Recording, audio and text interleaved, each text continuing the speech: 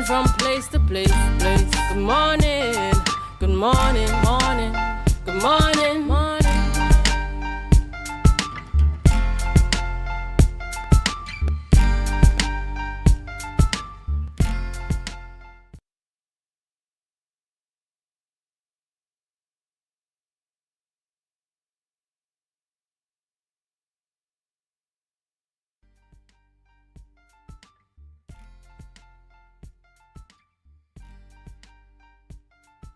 Good morning and welcome back to Youth Wednesdays on the Tobago Updates Morning Show. You're viewing us live in Port Moresby, Tobago. Yes, we are smack center in the middle of the week yet again. It was just about yesterday I was here last week with Miss Natalia Nancis.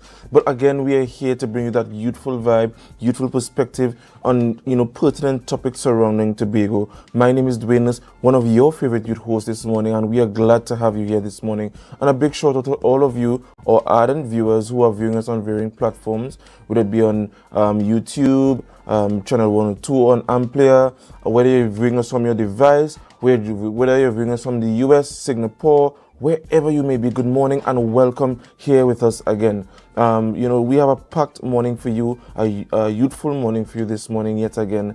And, we are glad to have you. I hope that your week was well thus far, but if not, perchance, or peradventure that your week was not going so well, we are here to bring you spruce up your morning just Wednesday.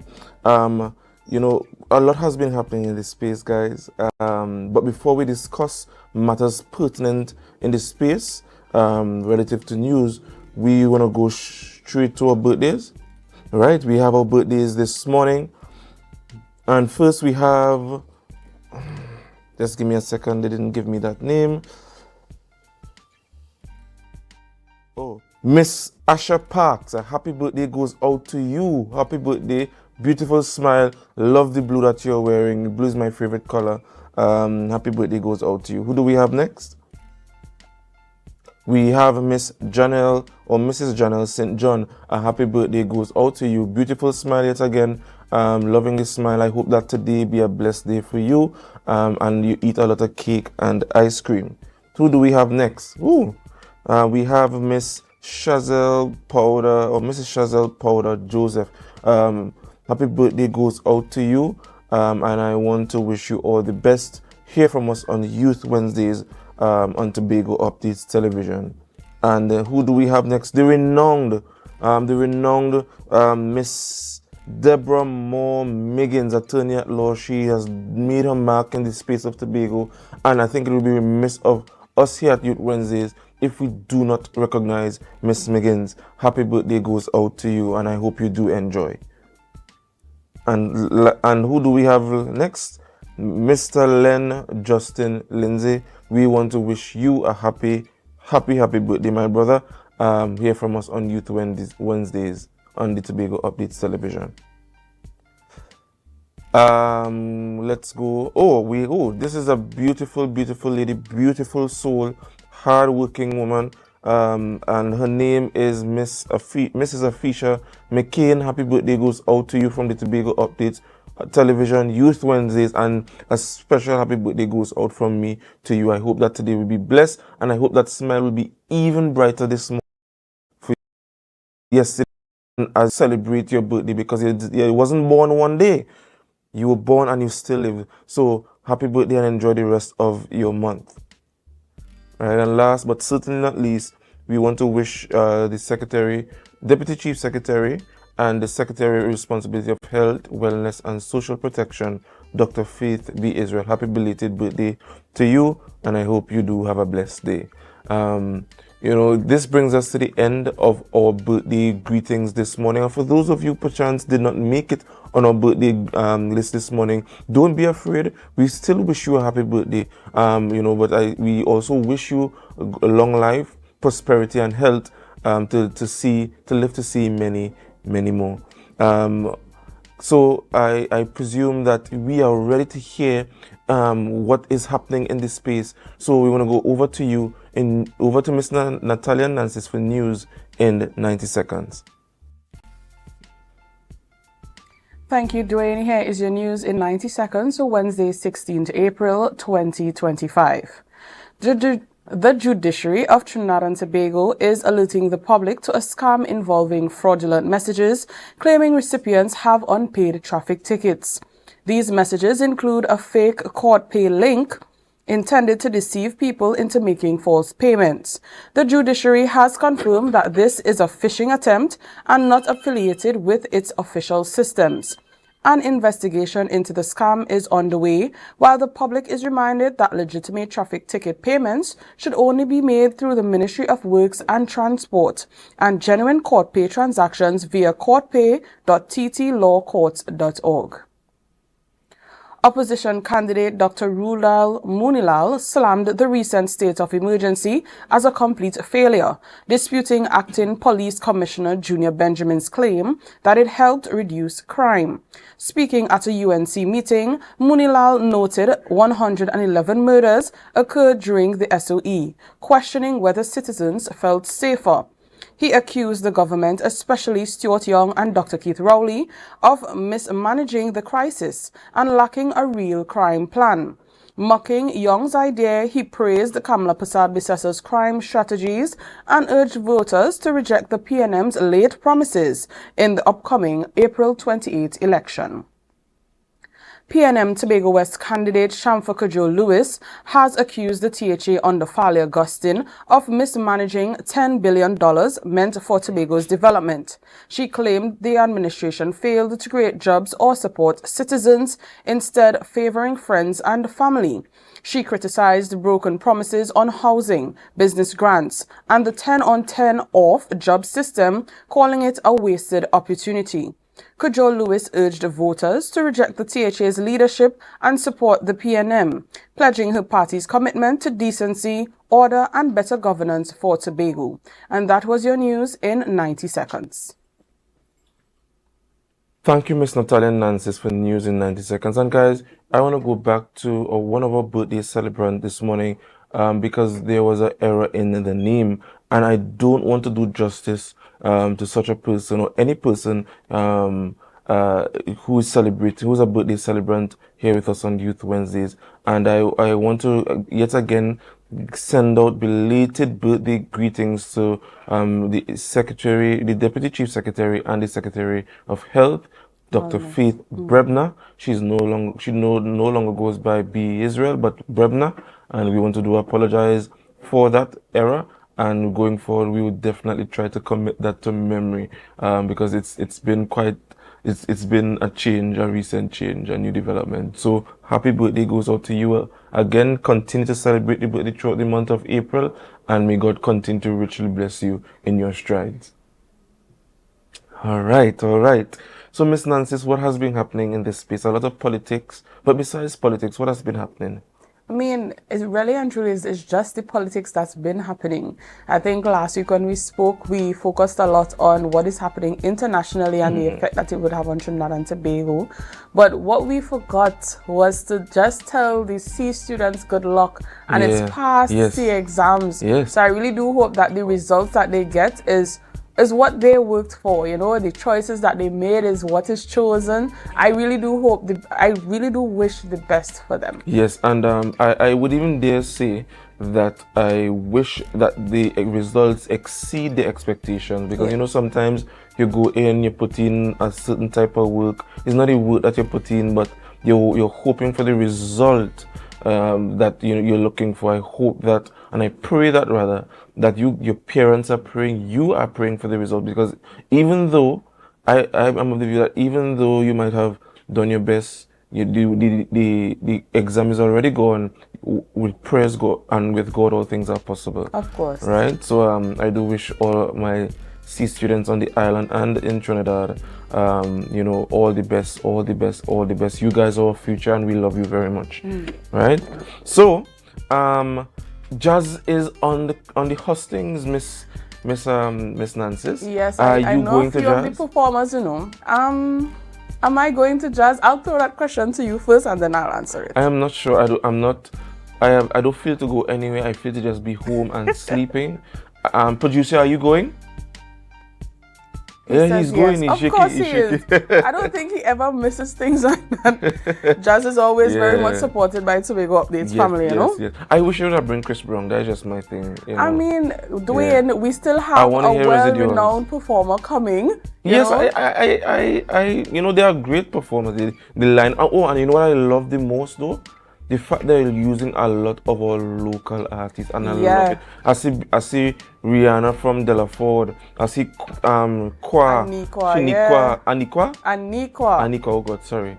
All right. I see is Miss, what's she name from Mason all there? Who does do the Sharon? Is Sharon on the running as well? Oh gosh, it making me feel to go. To be honest with you, if I am to go, it's to see my local people. It's to support them, right? Because you know, we have to support local. We have some real talented people on the island, and I pray that Tobago becomes the jazz, the epicenter of jazz in the region and in the world. You know, it's a space, is a place to be, right? So guys, so support the jazz and so on. So we're gonna go quickly to our rundown, and I'm going to ask Miss Nancy to also help me. So I will do one, you do one. Okay, no problem. All right. Ladies first. All right. So first up, Dwayne and I will be taking you through improvement to VAPA, that is improvement to visual and performing arts, and that will be done with Mr. Keon Whitlock, fashion artist. Now everybody know Keys. Right, so I know that's a interview that we can look forward to see Keon Whitlock here with us this morning for our first interview. Yes. Who do we have up next? Oh, we have you're doing this interview, Miss Nancy. Yeah. We have Miss Lisa Wickham, and for those of you who back in the day, is it TV6 or TTT? She was. Watch me. This lady is a renowned person in the media space in Trinidad and Tobago, and she's going to be here with us this morning to discuss, you know, communication with the masters. I believe it's an event, it's a seminar. Yes, it is. So I'm looking forward to interview. Oh gosh, I'm not on that interview, but I go shake her hand. I go shake her hand. Right. So we have that, and last but certainly not least, we have. We will be both doing this interview, Miss Nancy. Yes. We have Mr. Downey Marcel, founder of Ball Blasters Youth Academy. They will be coming on to discuss I Choose Sport series, the playbook. So they'll be coming to discuss that with us this morning. So you see, we have a lot of interesting stuff happening right here in Tobago, and you know, we have to tell them to do one thing. Share the live. Share the live. Share the live. We'll be right back.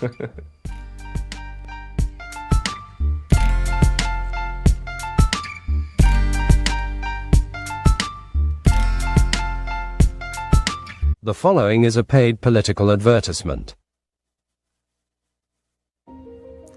I've had the pleasure and privilege of building beautiful collaborative relationships with civil society organizations and with various faith-based organizations. And I'm asking you, if you've been on this journey with me, to continue this journey. And if you weren't on this journey with me before, I'm asking you to join the movement. There's a lot of work to be done in Trinidad and Tobago. We've started the work and have been doing meaningful work with you.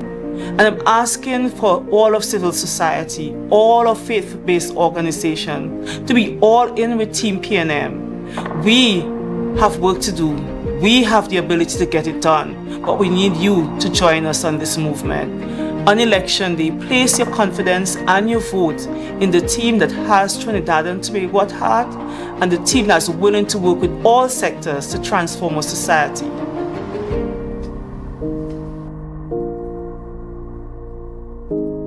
That was a paid political advertisement. You've heard a voice on the radio, seen her in your worship, and have sung her songs during your time of praise. Sinesh. Everybody now, let's go! Sinesh comes to Tobago for Melodies from Heaven on April 17th. The Showpark Complex alights with praise and worship from 6 p.m. for Melodies from Heaven featuring Sinesh. I shall not want the Lord has Samuel Maydess. I can't be the only one who's excited to call your name. positive. Me never could have changed my mind. Blessed Messenger. Give blood of Jesus over your family. Renee Fortune and many more. From my head to my feet. Get your physical tickets now. Tickets are also available online at islandetickets.com. Visit TobagoFestivalsCommission.com for more info or call 639-4441. April 17th at Show Park Complex. Melodies from Heaven. Tobago Rhythm and Soul Festival 2025. Feel the beat. Embrace the calm.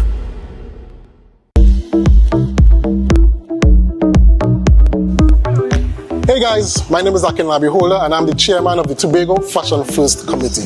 And I'm here to tell you that Tobago Fashion First is on tomorrow, April 16th, right here at Buku Homes. And Buku Homes is that compound behind Sahara Lounge and Rouge Bar and the new food court. Just come through the new entrance and make your way down to the back. The event is on April 16th, 2025 from 7 p.m. to 10 p.m. There will be a designer's market, so walk with your money to buy things. Unfortunately, we are oversubscribed, so we are not selling any more tickets, neither are we taking payments at the door. For those of you with tickets, just know that the event is still happening.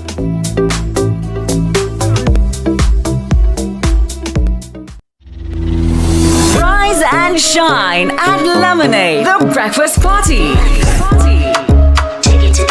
Start your day with a zesty twist at our Lemonade breakfast party. Get ready for a morning filled with fresh flavors, great vibes, and golden sunshine. On Easter Monday morning, 21st April, from 7 a.m. to 2 p.m. at the Fairways Restaurant and Lounge. Lemonade. What's in store at Lemonade? Signature lemonade, freshly squeezed and bursting with flavor. Breakfast bites, delicious treats to fuel your day. Good vibes and great music, because every morning deserves a rhythm with Nessa Preppy. Yes, yeah, that thing they get the vibe. Your Lemonade DJ, Selector 3D and Snoopy. Mixmaster, DJ Elon, aka Pappy, Akeem 5.0 and Salty. Foreign Bass, Island Soundboy, DJ Mash, Mighty Crash and King K. And hosted by Major Penny. Sponsored by B-Mobile, Angostura, Penny Savers, AVT General Services, Comsurge Networking, Cache. Join us for the ultimate breakfast experience this Easter Monday morning from 7 a.m. to 2 p.m. at the Fairways Restaurant and Lounge. Lemonade. When you would have brought home gold, the entire country would have been at a standstill, reveling in this victory. Let's put 60 seconds on the clock, ladies and gents. The first thing most Trinidadians think about is me pelting coconut. Still? You think you could handle the pressure? Ready. People call me Andrew, you're a miracle, Andrew, you're a champion. I say, hold on, why not you? Ladies and gents, welcome to the playbook. Let the rest. Don't worry about that. Pressure is a privilege. You can't bring too many at a share point. Was it tiebreaker? There's some things that you would learn that can't be taught in a class. Correct. Stop telling them don't run. Like, what do you mean don't run? Easy. All sports. All right, we're gonna make this short and real sweet. Ready, set, and it goes a little something go. Like we break down the moves needed to win on and off the field. My compa is the best. Legendary compa. All right, I feel Curry good too. A good beginning makes a brilliant ending. This has been the playbook, and class is dismissed.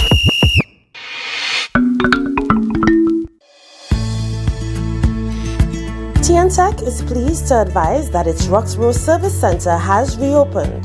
Starting Monday, 10th March, customers can once more visit the Roxborough Administrative Building to pay TNTech bills, request new connections, and more. TNTech, powering the nation into the next generation.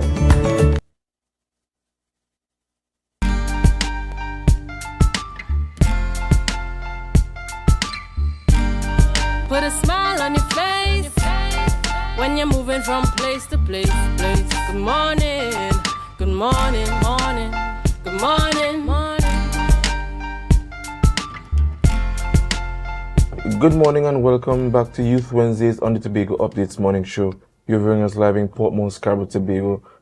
Miss Natalia and I are back here with you to discuss, improvements to VAPA, Visual and Performing Arts, right here in Tobago. And we have none other than the renowned, the infamous, Mr. Keon Whitlock, a fashion artist singer, and much more. Good morning and welcome to you, my brother. Thank you very much for that introduction. Yes, Renowned and, what is that, infamous? Infamous. All right, we'll take it. Yes. We'll take it. Yes. Thank you. We're very excited to have Keon with us here this morning. I mean, we want to ask him about his story, etc., but I know a lot of you know Keon. I know a lot of you know Keys. You all know Keys Studios. You all know Keon Whitlock, the singer, the fashion artist, according to Dwayne, very renowned. What's the next word you use, Dwayne? Infamous. Right? So we're really happy to have him here on the show this morning. No other person, well, I mean, no better person should be able to tell us about the improvements that we should have to VAPA, and that is the visual and performing arts, or the orange economy, if you want to put it professionally. Right. Yeah, so Keon has a few ideas, and he's very excited to share it with you, right? But before we go into the ideas themselves, Keon, could you tell us about where your journey started and what inspired you to get into the orange economy or VAPA? Oh, for sure. I've always had a passion for performing arts, you know. My creative pursuit started in music, in church. And yes, for sure. And one thing led to a next in terms of realizing that I didn't just love the music, but I love being able to associate the visuals that will accompany music. That then obviously is inspired by fashion. And as I said, it's just been a series of, I want to say, becoming and evolving in this art form and craft. That is the performing arts, that is fashion, that is the creative economy, you know. And it's then led to the creation of Keys Studios, which is a creative and production agency here on the island. And we essentially champion the cause for artists, collaboration, and much more now. I feel like it is much more important now to be able to champion the cause for the continued growth of the creative economy. I like to call my colleagues that we collaborate with creative professionals, and a lot of times the artist is not given the respect that is due to them. So trying to just change the term and even say creative professionals, you know, so that even how we function as artists, we do that differently. Okay. So you said something that's very interesting there. Yeah. So in light of that interesting thing that you just shared, Right. I think asking the question, viewers would know exactly what you said and the question that I'm asking, in connection with the question that I'm asking. Right. And that is, do you think that Tobago gives enough space for creativity to grow and thrive? Tobago is a place and space that is and has always been ripe for the picking. We ooze and art and beauty and the opportunity to create. It oozes from our pores, right? We were chatting before the break, and I was sharing with Dwayne, you know, that I actually spent some time in Sweden. And I did a program at the Berg School of Communication. And what I presented while I was at school was a portfolio of work created by colleagues and myself here in Tobago. And the entire school, staff, faculty, colleagues, classmates were blown away by work that we did by chance. On an afternoon when they decided, we could not go home, let's capture something on the way home, you know? And what was different was really just the Tobagonian perspective, the Tobagonian point of view. What was also different was the fact that we have sunlight from January 1st to December 31st, you know? And I think a lot of us here don't really realize the power that exists. The access to what might seem to be limited resources is actually the superpower that we have, because that is the thing that actually breeds true creativity.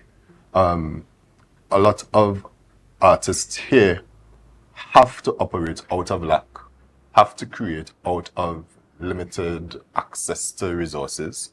And it is that thing that actually causes us to be a cut above the rest, Yeah. you know?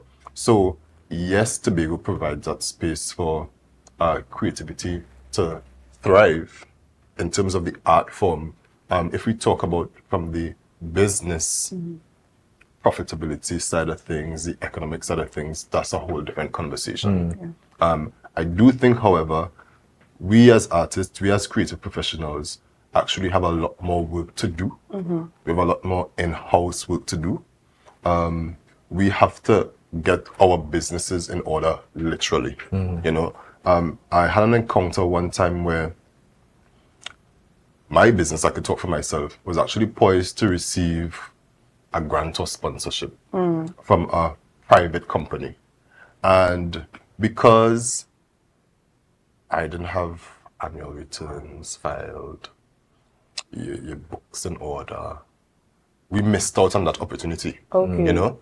And that's not something that I want a repeat of. And not just for myself, but for artists on the island, you know? So I feel like it is that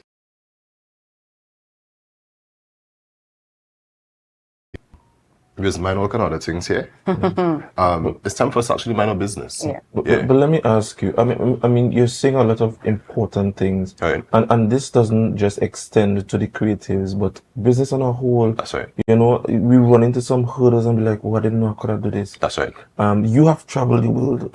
You talk about your Swedish experience. Right. How would you say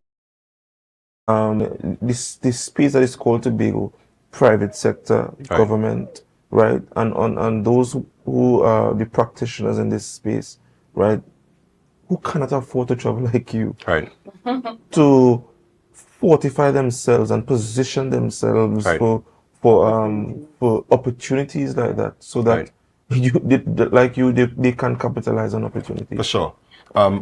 What has to come into play is the original Tobago way, which is community. You know, we have to support each other. Yes. One thing I love about being an artist in Tobago is the community that exists. And no, I don't speak for myself when I say that, because I am surrounded by groups of artists, professionals who know of the struggle and know that we really can't do this on our own. And if I have some information, I should share it. If I have access to contacts, I need to share it. But is that reminiscent of what actually happens? Because I sometimes I get this sense that we are competing amongst ourselves. Oh, for sure. Right? For sure. And, you know, I can't help but go to the business side of things. Right.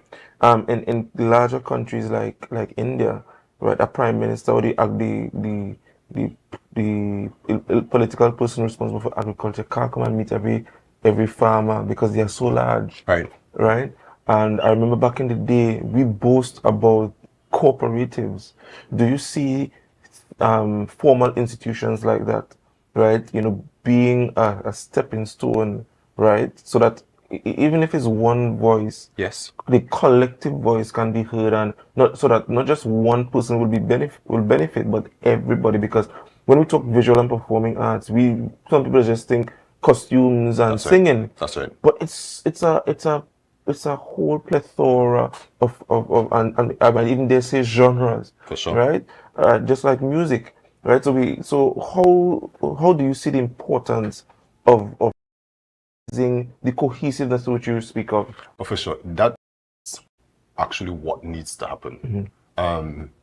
There's obviously this saying, you can go this far alone, but you can go further together. And it's true, you know. There have been and continue to be conversations in groups, in circles, in the creative spaces here in Tobago, that actually trying to formalize arrangements like cooperatives and so. As I was saying, what actually has to happen is that we actually need some more support as well. Licenses, contracts, business documents, administrative support, things like that, that are a lot of times not innate to the process for an artist. Yeah. Right? Yeah, which is true. That's right, you know? So that's what I'm saying. Community now comes into play because you then have somebody who say, well, I actually have a little bit of background in this. getting this done. Yeah. I could provide some support. I could really only speak of what I know happens in the spaces that I am in. And community plays a huge part, you know? Just as you said, yes, there are scenarios where a lot of ways can't get away from competition. But not just competition that defeats the purpose of community cohesion is what I'm referring to. When and if I encounter scenarios like that, I remove myself from spaces like that. That's the spaces I want to be in, you know? But you're very much correct. But as I said, community, that's a major thing. Yeah. Yes. Government. Yes. The Tobago House of Assembly has touted its intention to support the orange economy. Yes. What advice do you wish to give them in terms of how can they help your dreams and others like yourself be realized, and not just from this standpoint of supporting events, but can you go to the bank and take loans? Right? Can you access grants? Right? And all these kind of things. Before you answer that question, go ahead. No, I know we spoke prior to this interview, Yes. as in, you know, we had a conversation about what you would like to bring across. Yes. So Dwayne is asking about his question. His question was asked. Now I'm going to add to it. Yes. Right. When now I know a lot of art students who left fifth form with art as their passion. Yes. But this passion, they want to turn it into their business venture. They want to turn it into what brings in that income on a monthly basis. Right.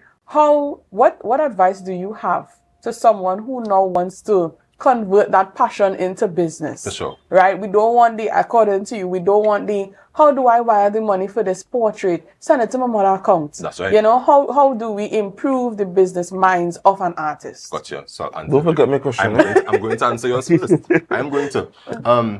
As it relates to support, when we talk about from the government especially, one, I actually want to, because they asked what advice I would have, I want the politicians of the day, the governmental agencies of the day to actually put some respect on the artists. And not the name, but the work and the contributions that they actually do and can do. In Sweden, I'm talking about this experience again, I actually learned too that some of the greater leaders of the day are by origin creative, right? Because to be, let us say, the best lawyer, in some ways it requires you to kind of be a poet. You have to have a way with words. To be the best accountant, you need to know how to move things around and place figures here, how to, so it requires a level of creativity. And I feel like in a lot of scenarios, because I have seen this for myself, the leaders of the day look at artists as just being emotional and passionate, and don't look at us as being strategic, intentional, business-oriented, persons who can take this concept and move it from this and cause it to be profitable, So give the artists an air, invite the artists into the rooms, right? Artists double as strategists, So give the artists an air. As it relates to your question, Natalia. Yes. Truth is, we live in a space where the art does not pay. Which camera are looking into? This one? Yeah. This one right here. The art does not pay. So it is 7:34. When I leave here, I go to my day job. I work at the Water and Sewage Authority, in the Corporate Communications Department. And when I do have the free time thereafter, I have to take my craft up. You know? That does not have to be the case, though. You know? Outside of that, the truth is, in this day, age, and time, diversifying your forms of income is something that you also need to do. Yeah. So persons hold down 1, 2, 3, 4 jobs, you know? But as it relates to being able to turning the art into currency, even diversifying your art as an artist. So you are a visual artist, you do paintings, portraits, etc. See if there's opportunity to be able to actually take those paintings, portraits, and turn them into prints that can then be applied to garments, that can then be applied to products, that can then be applied to something else, you know? So even diversifying your art is what you have to practice. You are a designer, you do custom pieces. That may not always be the thing that sells. So you have 2 machines in your home. It means you might have to be able to do alterations. It might mean you might have to do access. So diversifying the art is one thing that we will have to consider doing. All right. Okay, so I think he has given us what we need to improve VAPA in a nutshell, basically. Or No. I am saying or to you. Go ahead. Go ahead. All right. So it is always a pleasure to have Keon here with us. Today is no exception. He gave us a lot of ideas. As I said, he had a lot to share with you. So the artists that are leaving Fifth Form and now upcoming, the artist that has the 8 to 4 and wondering what to do with this passion that you left Fifth Form with or you developed over some time. You know what to do with it now. You know, the orange economy is growing. It's trying to form those connections so that you can improve yourself as an artist in Tobago and take your talent to wider. You know, just like Keon, who took that lovely trip to Sweden, you know, and had that experience. All right. So, Keon Whitlock, thank you so much for joining us here this morning on Youth Wednesdays on Tobago Updates. Again, always a pleasure. We look forward to having you in whatever sphere that is upcoming. All right. Up next, we have Miss Lisa Wickham joining us this morning. So before we go over to our break, remember to share the live, share the live, share the live. We'll be right back.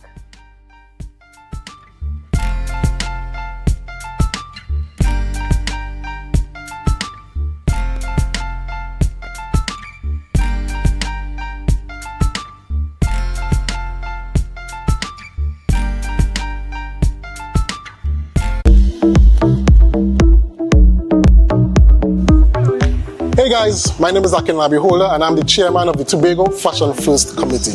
And I'm here to tell you that Tobago Fashion First is on tomorrow, April 16th, right here at Buku Homes. And Buku Homes is that compound behind Sahara Lounge and Rouge Bar and the new food court. Just come through the new entrance and make your way down to the back. The event is on April 16th, 2025 from 7 p.m. to 10 p.m. There will be a designer's market, so walk with your money to buy things. Unfortunately, we are oversubscribed, so we are not selling any more tickets, neither are we taking payments at the door. For those of you with tickets, just know that the event is still happening.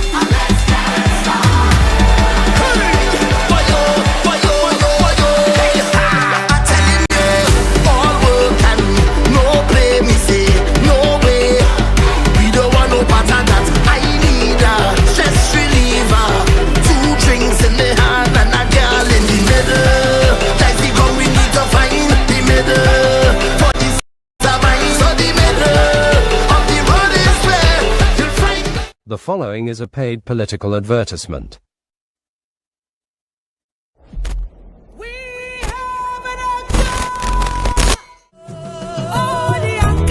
on April 28th. Vote for the anchor. Vote the Tobago People's Party on April 28th. Vote for the anchor. Vote the Tobago People's Party on April 28th. Vote for the anchor. Vote the Tobago People's Party. That was a paid political advertisement. Welcome to the Buku Seafood and Jazz Festival on April 19th, 2025. We invite you to an evening of smooth rhythms and soulful music as the sun dips behind Buku Bay. Let all your senses be tantalized. Enjoy an array of seafood dishes, browse crafts and designs created by local artisans, and lose yourself in the soulful melodies of John Sakata,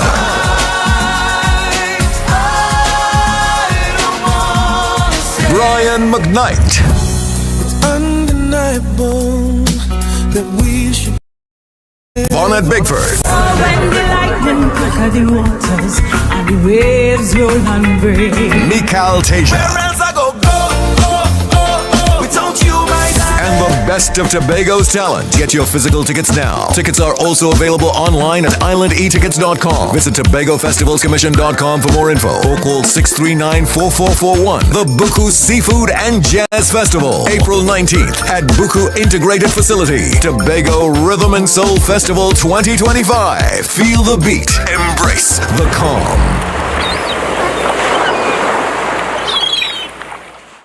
Are you in a dispute with a registered investment service provider of the TTSEC?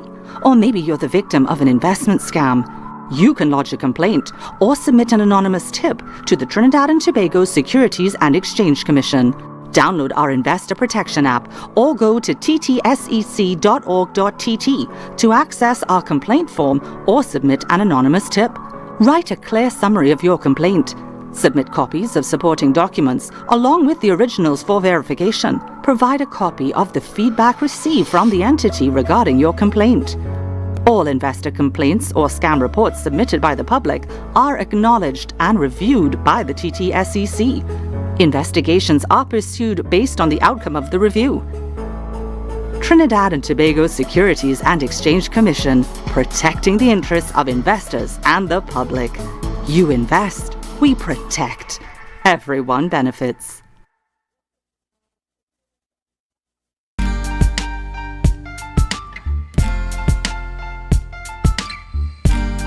Put a smile on your face when you're moving from place to place. Good morning, good morning, morning, good morning, morning.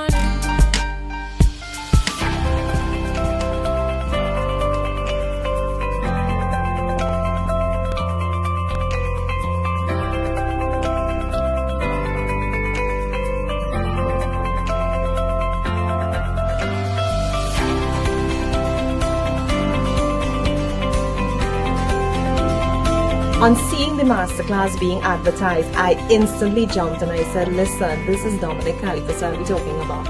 And you can do nothing but learn, but be a sponge and glean information. For me, seeing him on TV growing up, doing the newscast, and when I saw this masterclass, I saw that I have to grab this opportunity. I think definitely the class befits its title, Lisa. You were genius in actually saying masterclass. The fact that you have both local, regional, and international experience, and then you just downloaded all of that to us in one day. It's an excellent opportunity for anyone wanting to grow, stretch themselves. I am also so thankful that you are ready to share all of this knowledge with not just Trinidad, but the Caribbean. It's definitely beneficial, and I would recommend it to anyone in the industry. And even if you're not in the industry and you want to get in, this is something definitely for you.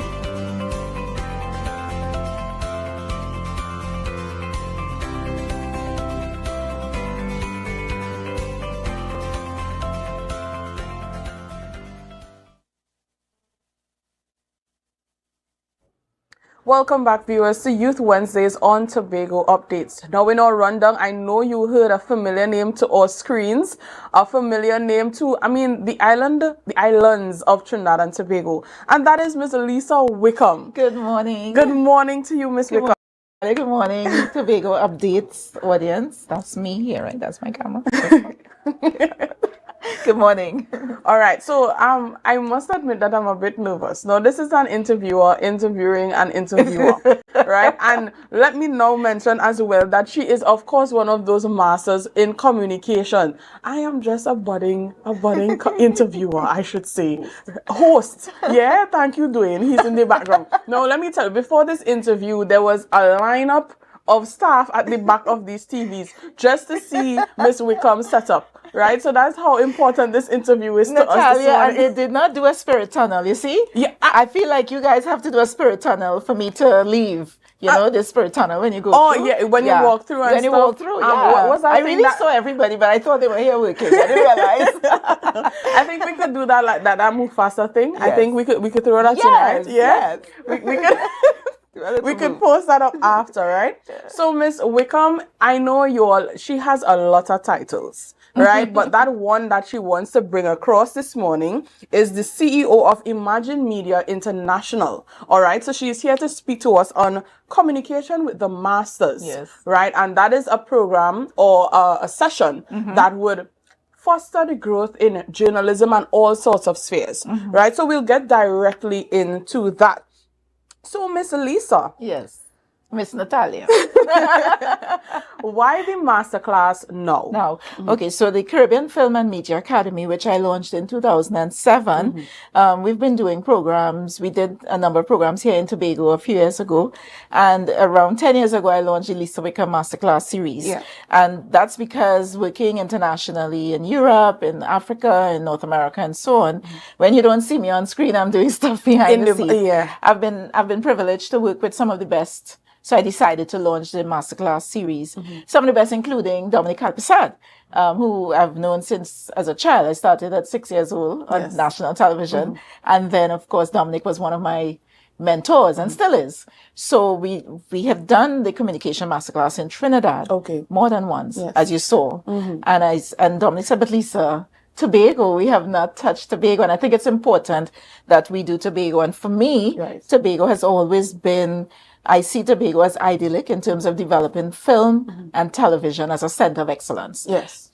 Last year, we took the Cross-Continental Forum to Barbados, bringing people from all over the world to Barbados, experts in the industry to Barbados for that forum, that 5-day forum. Why? Because, people don't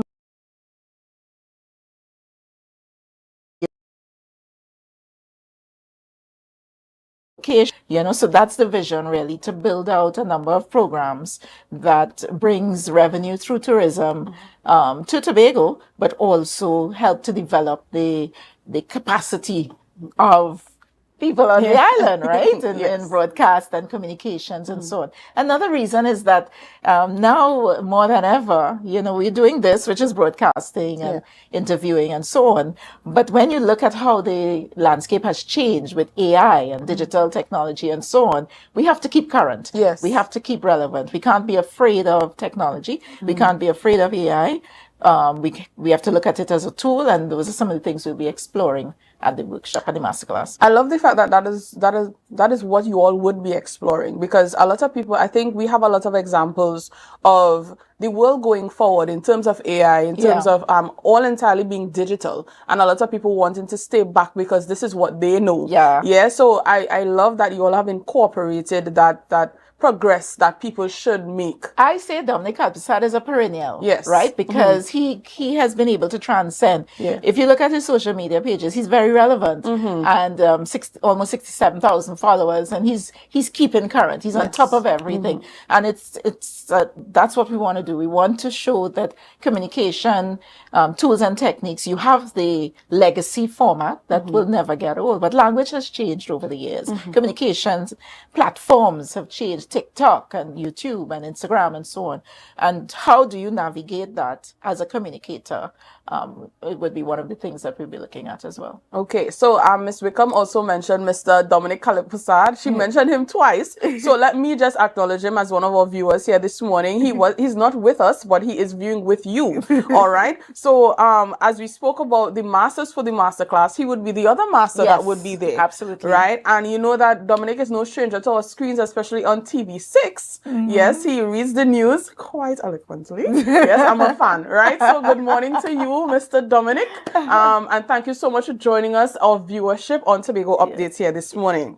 All right. So you spoke about progression in terms of production, etc., etc. What else can the participants expect? Well, as you mentioned, Dominic, this is a very interactive. This is not just us talking. It's highly interactive, as you saw from some of the videos. Yes. And Dominic likes to take the participants onto the floor, for example, do proper breathing techniques and so on. So we want people to walk with their mats and their towels. They'll get that information when they come. Okay. But, you know, it's all about how you manage control of your breath and so on. A lot of people are afraid to speak in public. And so it's not just for persons who want to be on television or on social media. It's also for persons who have to perhaps do a press conference or to do some level of public speaking. I've done work with seminarians, for example. And communication is there even if we think we're not, we are. So it's open to anyone who needs to be in front of some sort of public forum.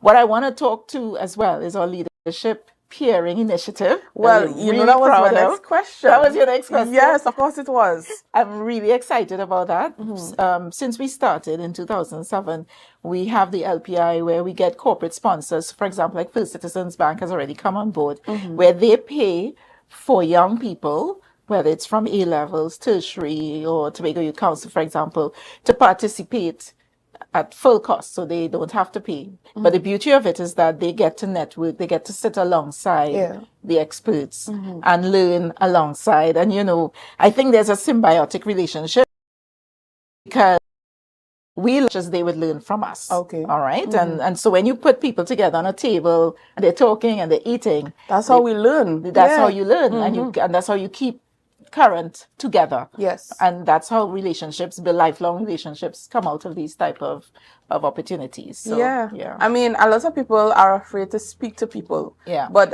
let me tell you, just start the conversation. Yeah. Just say, hello, Miss Lisa. And from there, I think, you understand what would happen. And then if you get to sit with them for a day, then that person becomes someone that you have access to after the workshop. So that leadership peering, as much as we get the sponsorship from the corporates, we pass it on to the young people, and they get to participate as well. All right. So you said the young people. Now, my question to you is, who are you going to be catering to? Right. So the workshop is for professionals, persons in communications, persons who, as I said, would want to brushing up on their skills and so on. But we also have young people young, bright people who are communicators. Some of the people you see out there communicating 20s, early 20s and so on, right? And so it's not that it's just for seasoned professionals. Okay. Yeah. All right. So we have the opportunity as young incoming journalists, as young incoming media personnel to join this program and to learn a bit more about how we can improve ourselves. Because we're not just doing broadcasting, we're doing public speaking, we're doing communication techniques altogether. And I want to say thank you as well to some of our partners on the ground here. Viola's place, okay. right? I spent the night there. They do such great work, fixing it up and so on.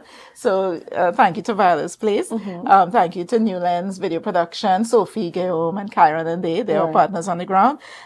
Pink's Delights will be feeding us. I had Pink's Delights food yesterday, and I'm going again to get some more. It was really good. And Erin's will be, that's Erin's with the donuts and so on. Okay, and so Erin's is involved as well. And of course, First Citizen Bank. Oh, we can't forget First Citizens Bank. So yes. Okay. All right. So we have a lot to do with communication masters, and you heard it here first at Tobago Updates Youth Wednesdays. Don't close yet. I'm not I have a surprise. I have a surprise. Not so closing. We're going to do a 5%. But you have to put in, when you register and you put your name, you have to put in Tobago Updates, TUD, next to your name when you register. But you have to register before 10 o'clock today because we have a timestamp. Okay. And you get that 5%. 5%. Discount. Yeah. So if you're watching and you want to be part of it, you can go on our social media pages, Imagine Media International. You can go on Facebook, Instagram. There's the link there on any of the promotions like what you're seeing there. But make sure and put Tobago Update, TUD, next to your name when you're registering, and you'll get that 5%. If it's a day you're supposed to be watching Tobago Updates, today is the day. All right, so we see the flyer on the screen, but I'll ask Miss Wickham to just share with us the details of that program. Yeah. So the where, the when, the how do I dress, the everything. First of all, let's leave a dress comfortably. Right. Because you're going on the floor. Because I saw some photos with Dominic and the youths on the floor, and I'm like, okay, we wearing a tights and a t-shirt. There you go, see? Yeah. Yes. And it looked like all youths, because once you go on to that, you suddenly lose 10 years. Oh, right? Wow. And it's going to be at the Tobago Library Services. I know people have been asking, but wasn't there a fire there? Okay. We visited yesterday. The auditorium is fine. And so it's safe and it's really beautiful. So, I think the fire service actually dealt with that immediately. Yes, though. but I keep getting calls. I thought there was a fire. I thought it's fine. So it's at the auditorium. Okay. It's on May the 3rd from 9 a.m. to 4 p.m. And you can come in from as early as 8 o'clock to register and so on. Meals will be provided, certificate of participation at the end. And yeah. Let's come and let's work through those communication issues. When people register, we ask them what they want, what they're looking forward to. So we've been reading it and we'll just tweak it and add it in. Okay, so you're saying that everything would be addressed? Well, it's just one day. Okay. So we touch on crisis communication, navigating the digital landscape, AI, tool, whether it's a tool or a threat, legacy communication, and breathing techniques and so on. However, this is launching a series of programs so that we can get into more details if we're doing a longer format program. Okay. And I mean, I know you said you all are the masters, but can we look forward to anyone else being there, or we're just looking for the masters for that program? For this program, it will be Dominic and myself. You never know. Sometimes we have surprise Zoom calls, but I'm not going to say that as yet. But in the months to come, we will have additional programs on the ground here with persons, whether they're from outside through the network, whether it's from the UK or from LA or Canada, because we've had persons here before underground doing programs in Tobago out of Canada, which is Hollywood North. So these would have been persons who worked on. So one of my colleagues, for example, Ken Smith, he worked on Suits, and at the end of every season of Suits as in these Suits? Yeah, these Suits, yes. Okay. These guys work on the real Hollywood programs. All right. And these are my colleagues. So at the end of every season, he would come to Tobago very quietly on vacation, but he also hosted a workshop here for me a few years ago with Avril, and these guys have worked on a number of all these international films that we watch, these movies. So I want to bring that technology. That's a technology that I want to bring to the region, not just Trinidad and Tobago, but the entire Caribbean. And we've had persons fly in before to workshops that we've done in Trinidad. And the idea is that, people will fly in if you have high quality productions. I'm happy that you said he came to Tobago quietly, because I'm here thinking in my head, maybe I had the opportunity to be the next Meghan Markle and I didn't get it, but it's okay. We'll leave that alone. I did tease him when Meghan Markle became Duchess. I said, but wait, now you got in and invited to the wedding. Can I be your plus one? You see, I missed all of those opportunities. But now that I know, yes, now that Miss Wickham has given away that, I can look for you. But I'm send this clip to him. All right. So we had Miss Lisa Wickham telling us about communication with the masters. It's a 1-day masterclass. She is one of the masters, but the other master you can look forward to seeing is Mr. Dominic Kalipasar. This will be taking place on May 3rd, 2025 at Tobago Library Services, Scarborough, Tobago, from the hours of 9 a.m. to 4 p.m. The cost attached is $1,000. But if you are looking at today's program and you register with TUD, yes, you get. You have to put that next to your name when you register. Have to put that next to your name when you're registering. You get a 5% discount off, right? So I hope that you all are looking at Tobago updates this morning. 5% off, and you can attend the masterclass with Mr. Dominic Kalipasad and Miss Lisa Wickham. So thank you so much. Thank you so much, Natalia. Thank you no so longer much for being with nervous. You us. said at the top, you said you were nervous. Not very, but looking at the crowd at the back of these cameras, it's raising my nerves again. I want my spirit tunnel. All right. So, Rena, thank you so much once again for being with us here on Youth Wednesdays on Tobago Updates. Thank you so much for choosing Tobago Updates to come and share the masterclass with us. All right. So, viewers, we are at the end of our Youth Wednesdays morning show. But before I go and before I hand you over to Good Morning Tobago with Miss Candice Jackson, I would like you to share the live, share the live, share the live. We'll be right back.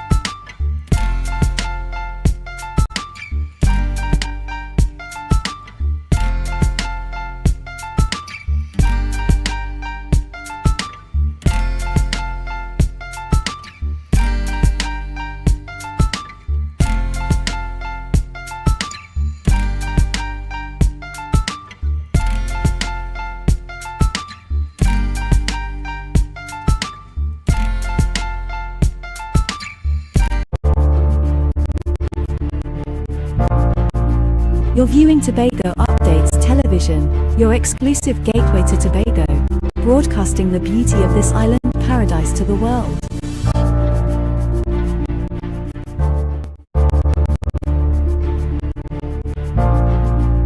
You're viewing Tobago Updates Television, your exclusive gateway to Tobago, broadcasting the beauty of this island paradise to the world.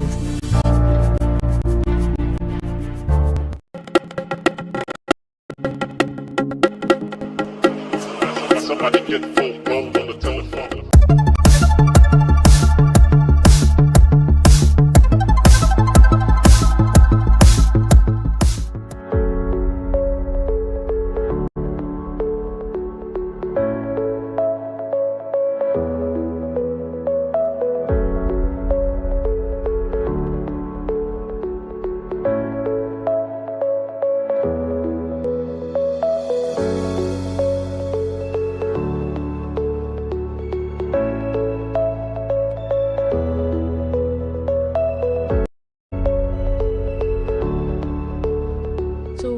Here to mainly focus on diseases of cocoa. Black pod and witch's broom are currently in Trinidad and Tobago, and we're going to give some sensitization about frosty pod, which is a disease that's in the region that could have devastating impacts to the cocoa industry. The reason why these are so problematic, they affect the economic part. It doesn't necessarily kill the tree, but it makes the farmers feel less productive. Today, the focus is on identifying the diseases of cocoa towards rehabilitation and restoration of the cocoa. So, as you know, we have one of the finest cocoa in Trinidad, and we don't want to lose our genetic stock, and therefore this particular training today is for that.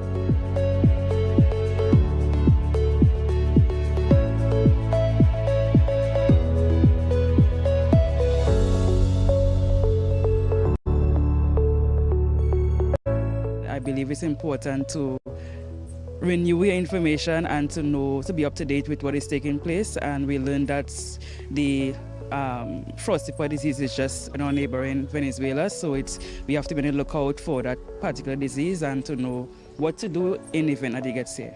So this workshop or training will help facilitate, refreshing the knowledge that officers have and putting things in place so we can get these cocoa estates back up and running, back up at production, optimal production at that.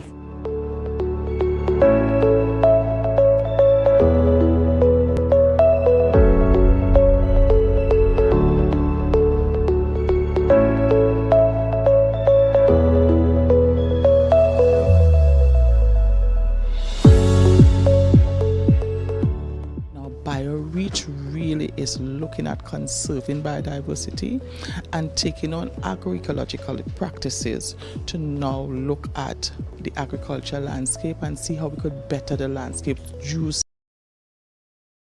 which is really for landscape, the productive landscape and Tobago. I think it's a good idea that the different agencies come on board with the division and with the ministry by extension. Because the ministry cannot do it all alone, so these agencies will help bring information to us extension officers and our wider farmers in Tobago.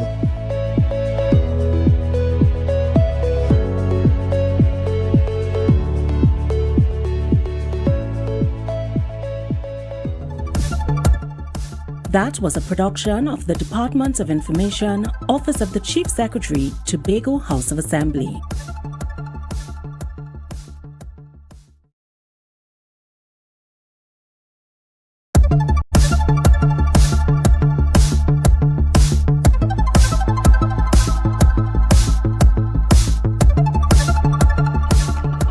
Healthcare on the island continues to be top priority for the Tobago House of Assembly. And as such, the Tobago Regional Health Authority recently commissioned 3 state-of-the-art high-tech ambulances to continue to provide service delivery to the people of Tobago.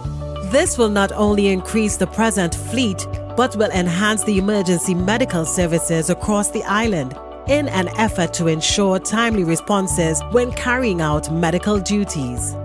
Today is a proud and momentous day of the Tobago Regional Health Authority, and by extension, the people of Tobago. This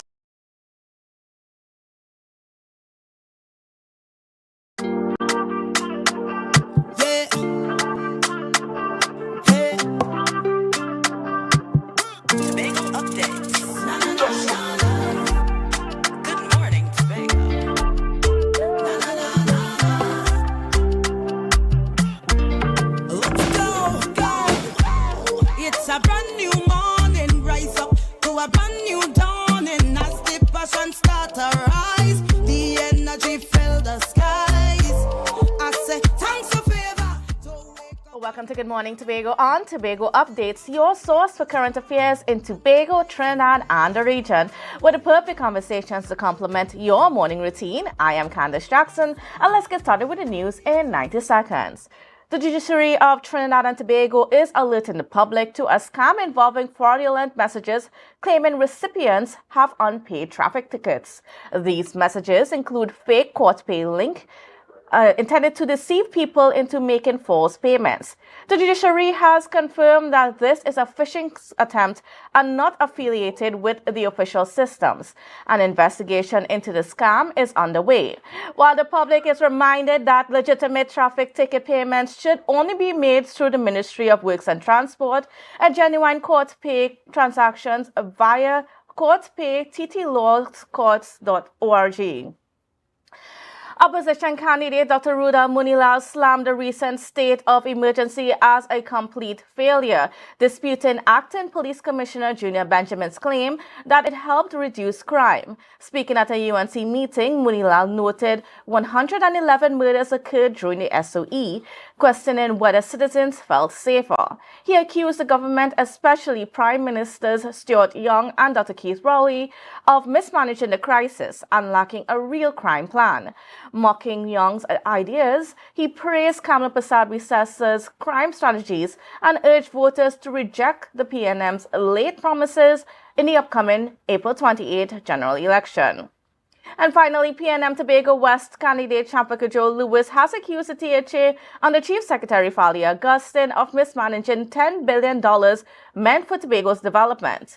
She claimed that the administration failed to create jobs or support citizens, instead favoring friends and family. She criticized broken promises on housing, business grants, and the 10-on, 10-off job system, calling it a wasted opportunity. Cajole Lewis urged voters to reject the THA's leadership and support the PNM, pledging her party's commitment to decency, order, and better governance for Tobago.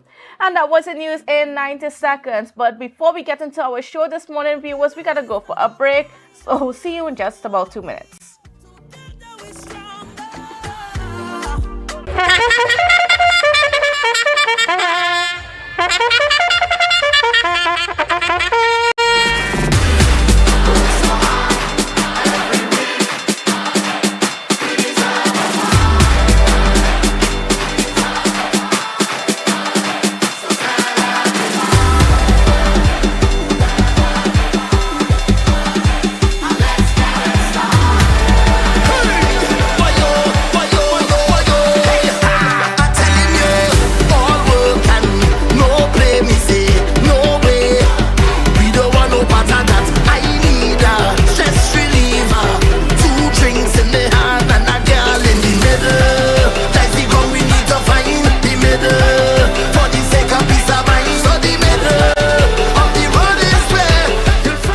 The following is a paid political advertisement.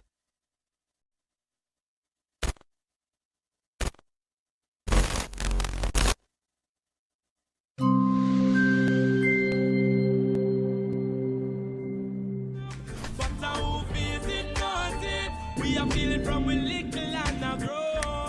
Our faith in knows it. Sometimes it feel like we let go.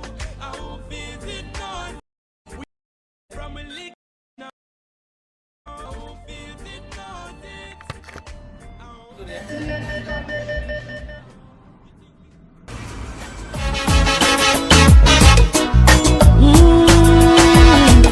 The sun rises slowly over the hills. Everywhere is golden sunlight, but still most nights with hotels are crowded. There are days where dark clouds are shrouded. They don't smile and they never will. Only volunteers get the fill. Empty promises is what they hear. No running water from year to year. No one desire that if there is a Messiah, someday he hear their whispered prayer. Covered always bare and scanty. 10 people in a one-bedroom shanty. Forced to sell on the pavement. No vacancy, no employment. Cattle fire cracker from gunshot. Blood dust flow when things get hot.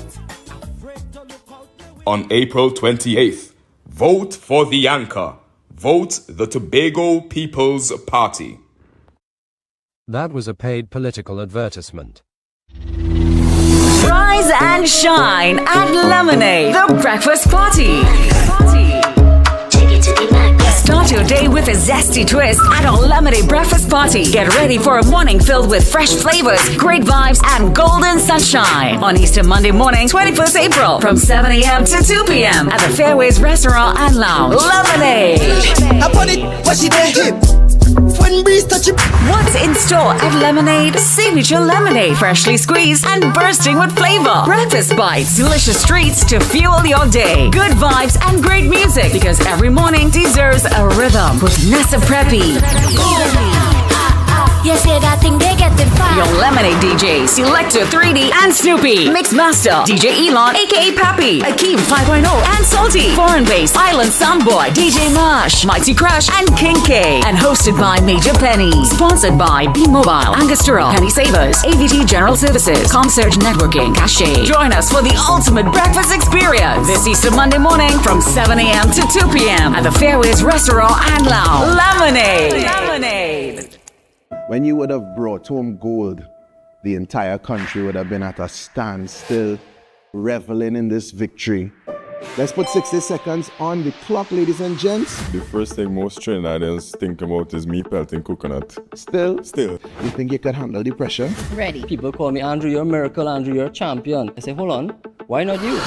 Ladies and gents, welcome to the playbook. Like the rest. Don't worry about Nice. Pressure is a privilege. You can't bring too many at a no point. Where's the tiebreaker?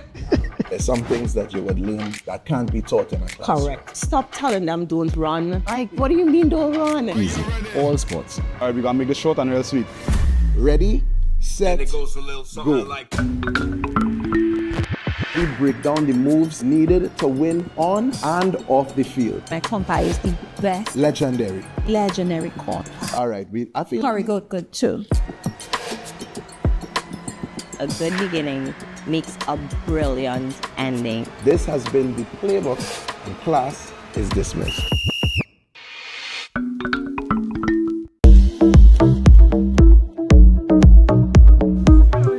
Hey guys, my name is Akinlabi Holder and I'm the chairman of the Tobago Fashion First Committee.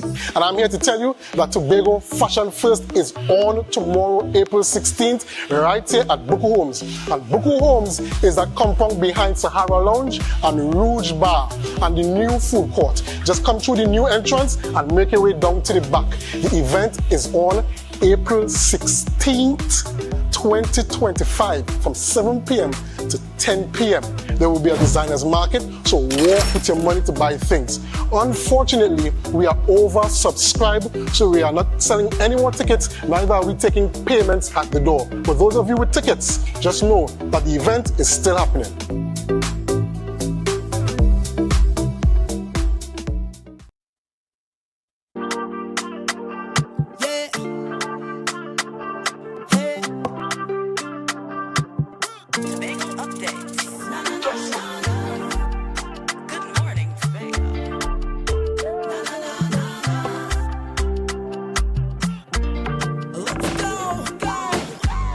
It's a brand new morning, rise up to a brand new dawning. As the passion start to rise, the energy fill the skies.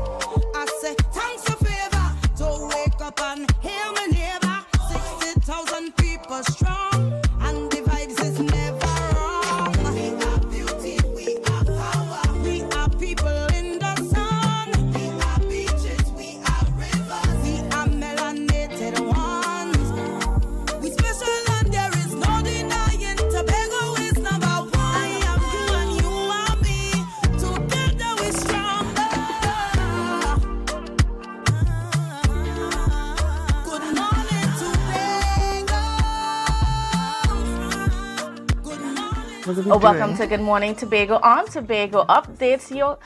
Viewers, we are getting into our show this morning and we have two lovely guests in studio to talk about something fun and exciting that you need to be a part of over this Easter weekend. So we are going to be speaking with the team from Healing for Horses, of course, no stranger to our set, Ms. Veronica Johanna, dancer. So good morning and welcome to you. Good morning, Candice. Such a pleasure to be here today with our art therapist from Trinidad. Certainly. Ms. Cheryl Ghani. We know her since 15 years. Wow. She has been supporting the programs and the community work, the youth empowerment programs, the Easter event we're having going on. So let's get straight on into what do you guys have planned. And so, I mean, everybody should know by now about Healing for Horses. And in case you don't know, it's, actually, briefly before we get into the program. Of course. Healing with Horses is an empowerment program where we work with the power of equines. Of course, these are horses, but also with the environment, with the community, with different subjects like art, creative gardening. We do also offer beach cleanups. We have many different events where we also integrate community. So, and all year long, we offer community empowerment program, like youth empowerment program. And I know, Candice, you have been with us also at the beach and the horses. We have been sustaining ourselves the last 18 years through the work also with the tourists who support us financially.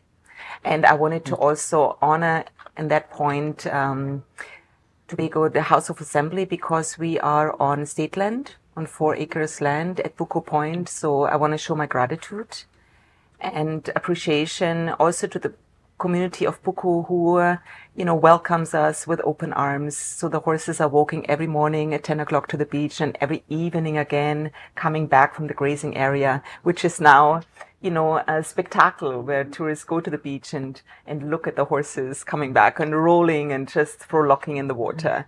And certainly it's become one of those iconic parts of just being a part of the Buku community. And getting into the Easter period, you have some wonderful activities planned and that the public needs to be a part of. So tell us a little bit about that. Yeah, we have our Easter event. So it's, we call it the 5 E's, Easter Equine Environment Empowerment Program, where we integrate not only Cheryl Ghani with her beautiful art therapy. Maybe Cheryl, you have a few pieces here we can highlight. So she will speak about this in a little while. So where we give opportunities to children, youth and special needs to learn the art of self-expression, and then our program comes in with the horses where you learn how to, walk a horse, leadership training with a horse. And then we also have creative gardening. We have environment programs where we plant trees around the coastline and in the park, as well as we offer beach cleanups. You can find a little bit more out about the programs on our homepage as well as on our Instagram page.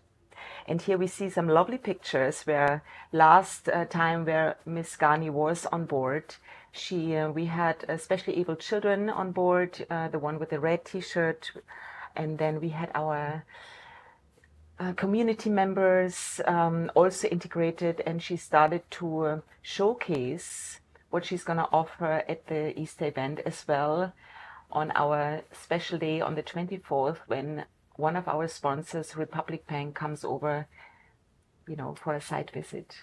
And, getting into that conversation just a little bit, Miss Ghani, so you are part of that wonderful art program that's going to be. What can be expected for participants that come to the Easter Youth Empowerment Program? Well, I am actually going to be giving them some lessons in Zentangle. And just at a glance, I'm going to be doing a class with Zentangle and horses, equine. In May is really where I begin to express myself as a teacher in calligraphy. That's my stronger that will be when I will actually be spending a little more time in Tobago. The plan is to work within a 2-week period, twice a week. And basically, I will be presenting on calligraphy, the art of beautiful lettering. I decided along the way, when I was researching what I was going to do, to introduce ancestral languages. Hindi, Celtic, Chinese, Maori, and the traditional Gothic and italic lettering. Then I'm going to be able to, I wanted to also, in presenting these languages, to have the students research their own projects. It's not that I'm going to dictate to them. You have to do research, and it'll be a wonderful event, a wonderful learning event, right? Anybody can do this program, particularly this Zentangle area here. What it does, it encourages creativity. It calms you down. It presents a sense of meditation and relaxation, almost parallel to being with horses.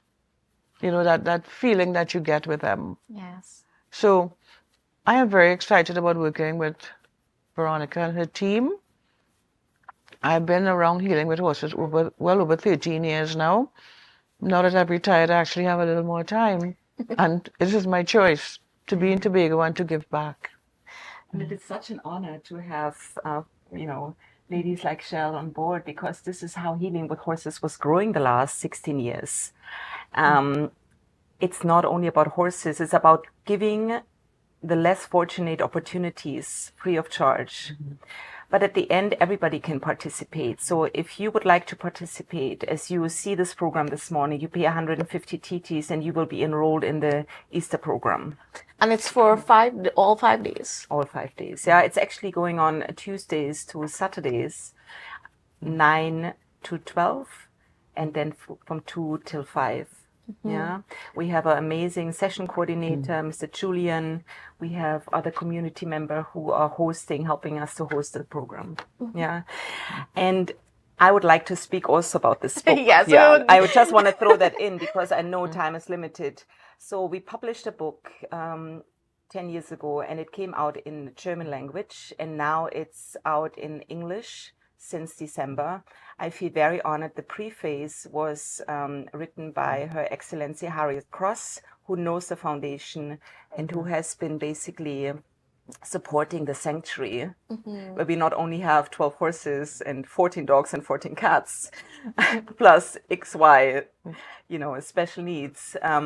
So she speaks about her experience, and the book is basically showcasing how healing with horses organically grew. Yeah, when we started in 2007, bringing one horse from the rainforest and then integrating the specially abled children, as well as employing specially abled adults, employing community, working together hand in hand with community. Thank you for giving me the opportunity to showcase this book today. Certainly. And one of the things that is so remarkable with healing with horses is that ability, and you touched on it earlier, of having that mental break in a sense, because the truth is there's so much to stress people out in everyday life. And a lot of times people wonder, what can I do?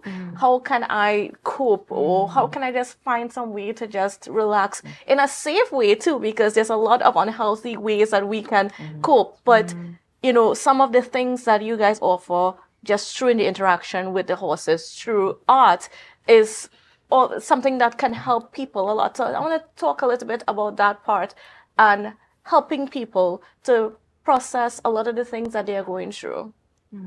So, and just that mental help that. I think we wanted to start with ourselves. I teach what I would like to receive for myself. I need creativity in my life. I need to be outdoors in my life. I need to be with animals and to be with animals and healthy and beautiful people who inspire me, just like you, Candice, and you, Cheryl.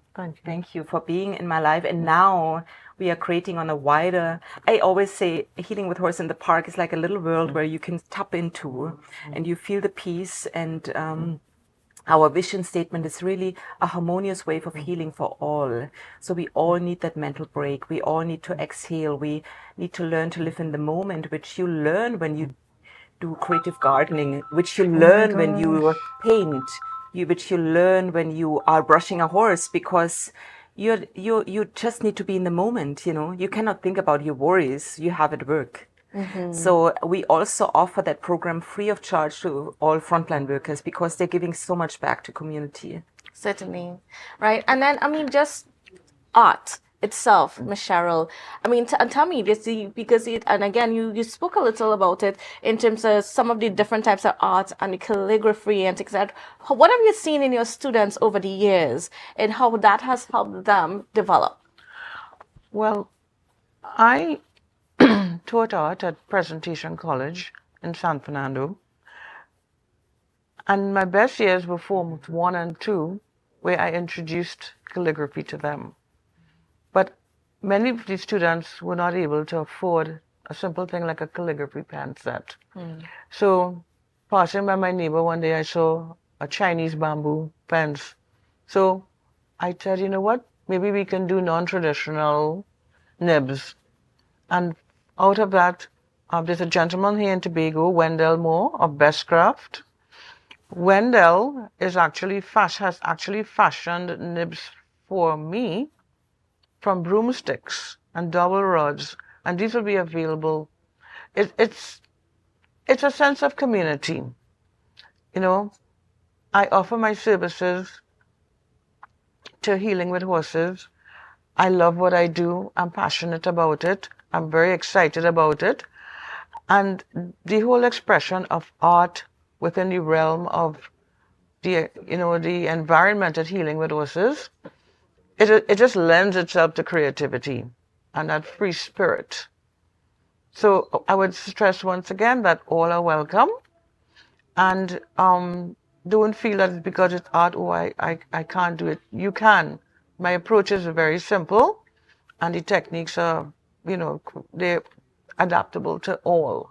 And calligraphy is sort of a dying art, especially in this digital world that we Yes, live in. yeah. But it's so beautiful too, and just learning how to script in different ways. We need to revisit some of those things. But what I'm also doing is I'm using symbols from the ancestral languages and turning them into art. Wow. It's a fusion of language and symbols. And again, I encourage the participants to research their own. I will not be dictating this is what you're going to do. I present it to them in an open fashion, and we share and we discuss things and we move it along. I'm looking forward to that. I will emphasize that my bigger class will be in May month, probably the first 2 weeks in May. And the proceeds from that class per participant will be for Healing with Horses, a portion to Healing with Horses. So I encourage all to come on board, and very soon the posters will be out there for all to register. So if this has piqued the interest of any of you viewers as to, wanting to learn, whether you're an art student, whether you're just a regular person, just wanted to explore a little bit, you've seen calligraphy and different types of lettering over the years and you want to learn. And that's not just that. She has a lot more art offered. Or if you want to, be a part of Healing with Horses and get to interact with the horses and so on and ride them in the beach, how can people get in touch with you guys? You can simply send a WhatsApp message to our office, 305-2000, or through Instagram, Healing with Horses, or through Facebook, or you can write us an email, support@healing-with-horses.org. As well, we have an office landline, 639-0953, but the safest way is through WhatsApp, 305-2000. I would like to say that I will be also providing, with the cost, I will be providing the materials. So you just come at your great imagination. Certainly. And then what a wonderful time to be it's a holiday weekend. And if you want something fun, different to do, check out Healing with Horses and the youth empowerment program that's happening over Easter. Learn something fun and, have a different experience. So, so again, just remind the viewers just when and where they can be a part of this. Okay. It's happening every day from Tuesday until Saturday. And you get some more information through our office. There is a cost attached, it's 150 TTs per day, okay? And that's a donation to Healing with Horses. We are supported also through Republic Bank, the Power Make a Difference program. So I would like to also announce that here, and I would like to thank Republic Bank, okay? At the end, we all need to feel empowered, and we would like to give the opportunity not only to the specially abled ones for free, but to everybody. So feel free. You don't have to be specially abled. Feel free to come and tap into the world of unknown, because, sometimes you don't even know your potential. Sometimes you just need to try out something new. The mission for Healing with Horses is we are creating an integrated, inspiring space together with Cheryl Ghani. So it's like a big camp, not only for specially abled one, where youth, but also adults feel inspired and safe, creating magic in a space, not only for specially abled children, with animals, where you can feel empowered and where you maybe realize your full potential through therapeutic interactions like therapy, art therapy, and interaction in nature. I think nature is an important part where you feel, I can exhale again. Certainly. And of course, a lot of Veronica's story, because she had a remarkable story here in Tobago, and she has put in her book. So, you could just perhaps stop by the office in Buku and get your copy of the book as well. Yeah. Right? So Thank you you for very being much. on with us. Certainly a pleasure to check in and see what's going on with Healing with Horses. Always something wonderful happening there. So thank you again. Thank you. And viewers, be sure to be a part of it, even if it's just one day. Just stop in and see what's going on. You won't regret it. So we got to go for a break, but we'll be back right after this with more on GMT.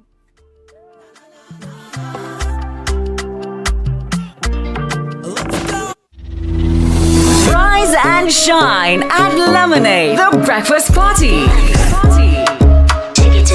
Start your day with a zesty twist at our Lemonade breakfast party. Get ready for a morning filled with fresh flavors, great vibes, and golden sunshine on Easter Monday morning, 21st April, from 7 a.m. to 2 p.m. at the Fairways Restaurant and Lounge. Lemonade. What's in store at Lemonade? Signature lemonade, freshly squeezed and bursting with flavor. Breakfast bites, delicious treats to fuel your day. Good vibes and great music, because every morning deserves a rhythm with Nessa Preppy. You say that thing they get the fire. Your Lemonade DJ, Selector 3D and Snoopy. Mix Master, DJ Elon, aka Pappy. Akeem 5.0 and Salty. Foreign Bass, Island Soundboy, DJ Marsh, Mighty Crush, and King K. And hosted by Major Penny. Sponsored by B-Mobile, Angostura, Penny Savers, AVT General Services, Comsurge Networking, Cache. Join us for the ultimate breakfast experience this Easter Monday morning from 7 a.m. to 2 p.m. at the Fairways Restaurant and Lounge. Lemonade. Lemonade.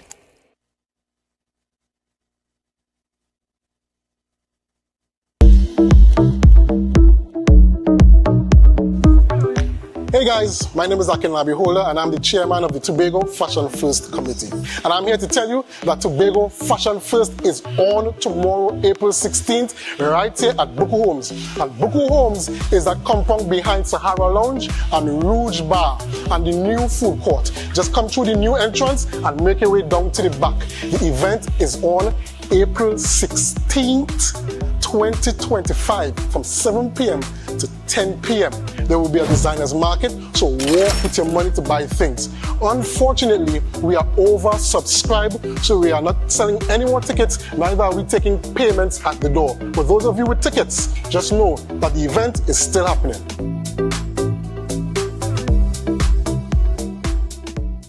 When you would have brought home gold, the entire country would have been at a standstill, reveling in this victory. Let's put 60 seconds on the clock, ladies and gents. The first thing most Trinidadians think about is me pelting coconut. Still? Still. You think you could handle the pressure? Ready. People call me Andrew, you're a miracle, Andrew, you're a champion. I say, hold on, why not you? Ladies and gents, welcome to the playbook. Like the rest. Don't worry about that. Pressure is a privilege. You can't bring too many at a share, no point. Where's the tiebreaker? There's some things that you would learn that can't be taught in a class. Correct. Stop telling them don't run. Like, what do you mean don't run? Easy. All sports. All right, we're going to make this short and real sweet. Ready, set, it goes a little something go. like... We break down the moves needed to win on and off the field. My compa is the best. Legendary. Legendary compa. All right, I feel... Very good too. A good beginning makes a brilliant ending. This has been the playbook, and class is dismissed.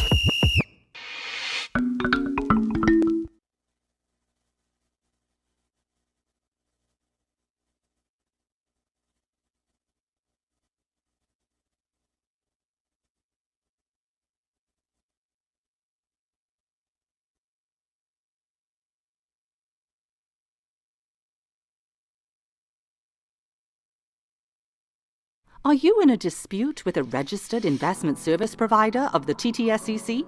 Or maybe you're the victim of an investment scam? You can lodge a complaint or submit an anonymous tip to the Trinidad and Tobago Securities and Exchange Commission. Download our Investor Protection app or go to ttsec.org.tt to access our complaint form or submit an anonymous tip. Write a clear summary of your complaint. Submit copies of supporting documents along with the originals for verification. Provide a copy of the feedback received from the entity regarding your complaint. All investor complaints or scam reports submitted by the public are acknowledged and reviewed by the TTSEC. Investigations are pursued based on the outcome of the review. Trinidad and Tobago Securities and Exchange Commission, protecting the interests of investors and the public. You invest, we protect.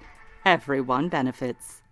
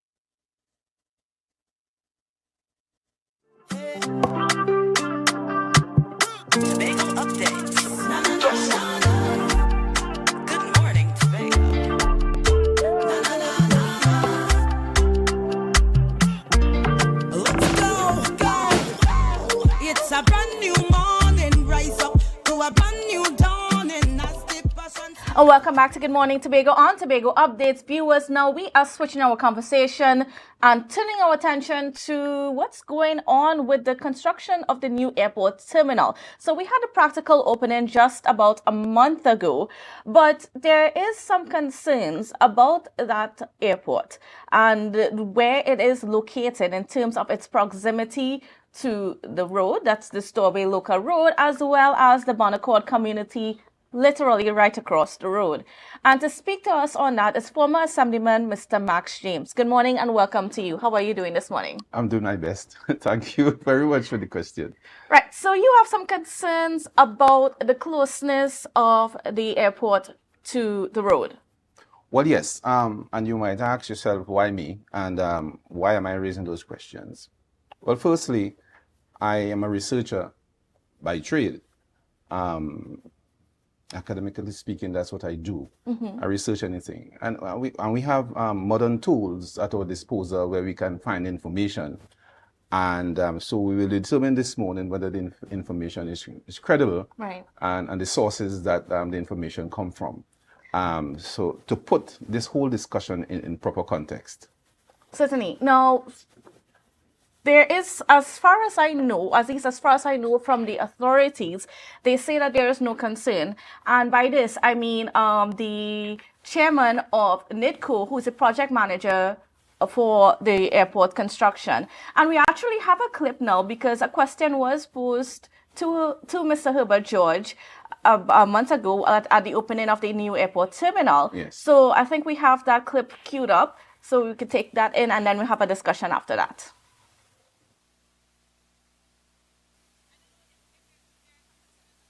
People have expressed it, so I want to know if you could address that concern.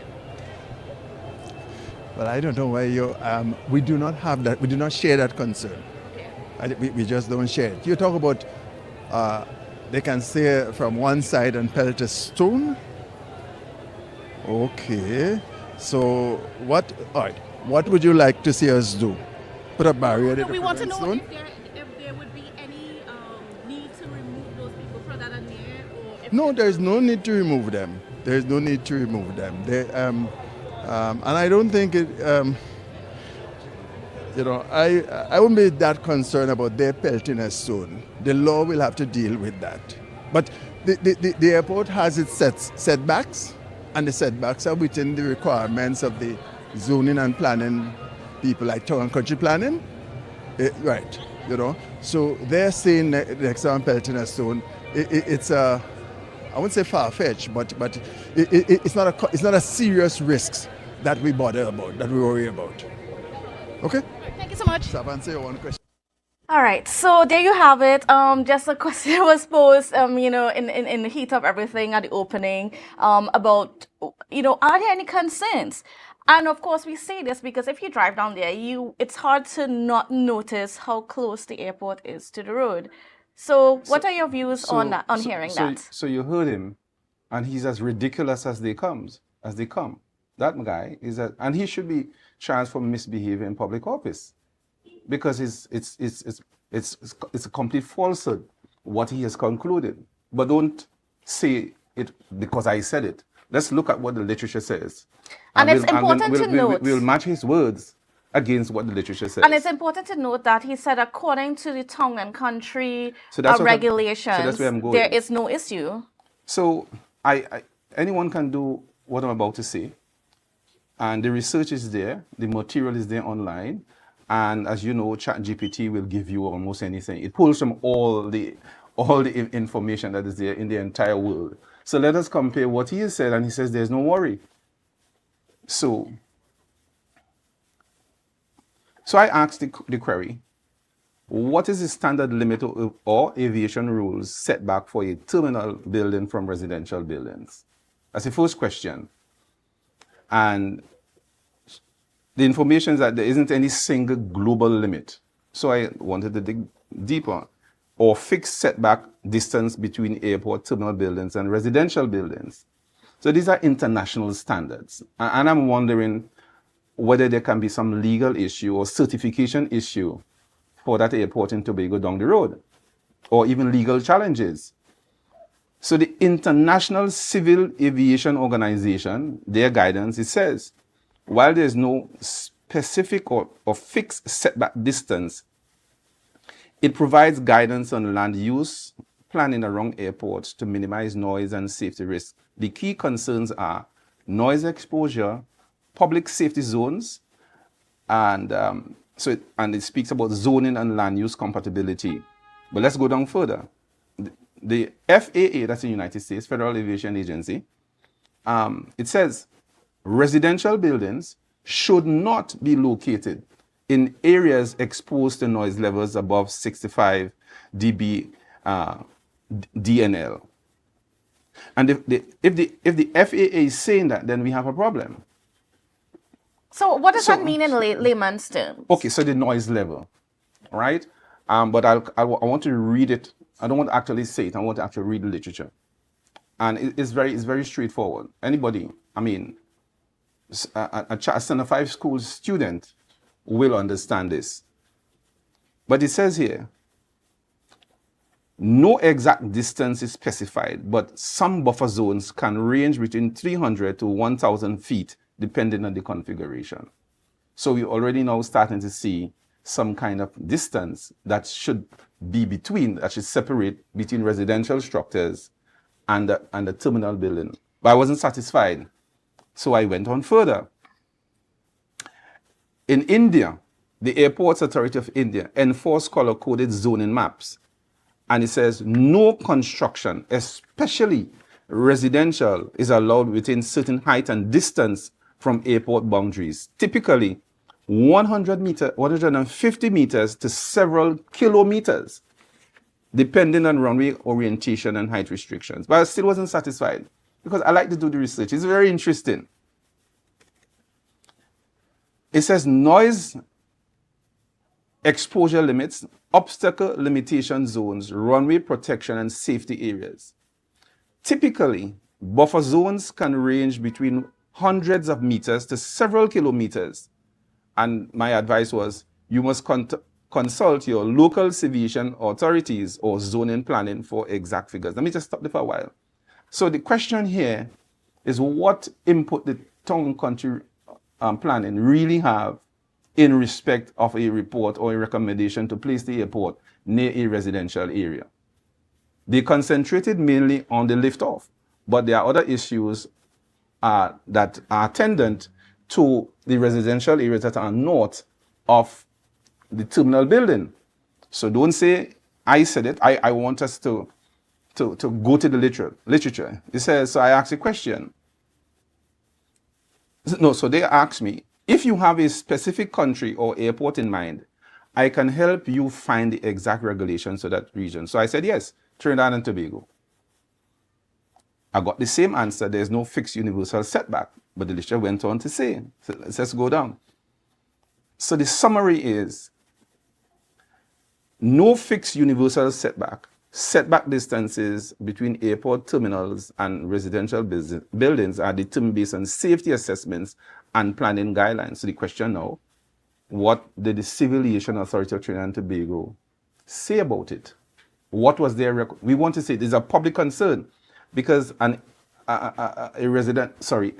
terminal is not just any ordinary building. It's a significant million or billion-dollar investment and utility.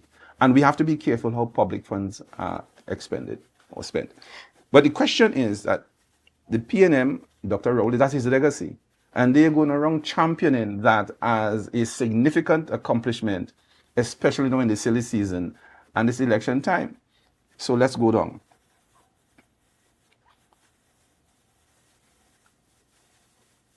It says here, key risk areas if they are close. Noise pollution, air quality / decreased livability, emergency safety risk, increased traffic and congestion, reduced property values or planning conflicts. So that's significant. What is it saying here? The people who live in the area, the whole question of their livability or living there in the area for the next, until the end of their lives, it can affect their livability, affect their health and safety living there because of the hazards from the aircraft draft and turnaround. Because of course the runway is on the other side, but when they come in the airport, the aircraft has to turn around, and the back of the aircraft with the draft will be facing those buildings that are on the northern side of the terminal building. So I had to ask the specific question. Let me see if I could find it here quickly. So I said, but residential buildings are within 100 feet of the terminal building on the northern side. So does that constitute any risk? Mm-hmm. The research says, yes. Residential buildings within 100 feet or 30 meters of an airport terminal building, especially on the northern side, can pose potential risk depending on several key factors.